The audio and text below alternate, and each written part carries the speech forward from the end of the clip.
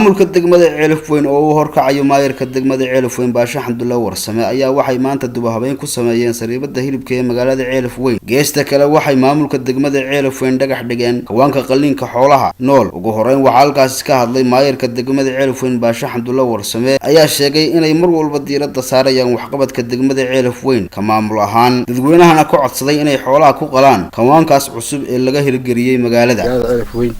oo in badan aan magaaladu kawaan lahayn إن شاء الله تعالى وأنا دميسترينا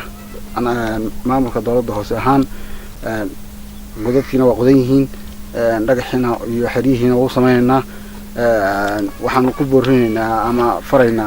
دمان دتك قلا حولها إن كانان حولها وقلان هل كان أنو أستنى وصمينا geesta kale waxa iyaguna halkaas ka hadlay qaar ka mid ah xildhibaanada golaha deegaanka degmada Ceelaf Weyn oo sheegay inay ka go'an tahay waxqabadka magaalada Ceelaf Weyn waxayna bulshada ka codsadeen in meel looga soo wada jeesto danta iyo waxqabadka degmada waxana hadaloodii kamid ah sida tan sheegada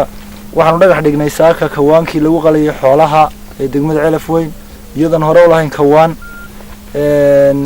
waxaanu leenahay dadka wax qala inay keenaan oo ay ku jirto caafimaadkeena iyo kala dambeynteenu halkan insha Allah anaguna waan ku tabci doonaa waana dhameystiri doonaa hadii la yiraahdo halkan sida gudoomiyuhu sheegay waxaan u dhagax dhignay horena loogu calaamadiyay maantana aanu dhagax dhignay inay noqoto kawaankii magaalada sida darteed hadda waa meel bagcada oo waxba kama dhisna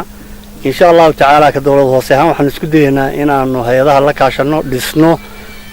qaabkii iyo dhismihii iyo habkii ay lahayd aanu dhameystiro kadibna lagu shaqeeyo ay shaqo gasho sidoo kale waxa iyana ka mahad celiyay qaar ka mid ah dadweynaha ku nool magaalada Ceelaf Weyn waxqabadka ay ka wadaan guud ahaan dawladda hoose magaalada Ceelaf Weyn waxana hadaladoodii kamid ah baan ugu garab taaganahay hadaan nahay dadweynaha degmada Ceelaf Weyn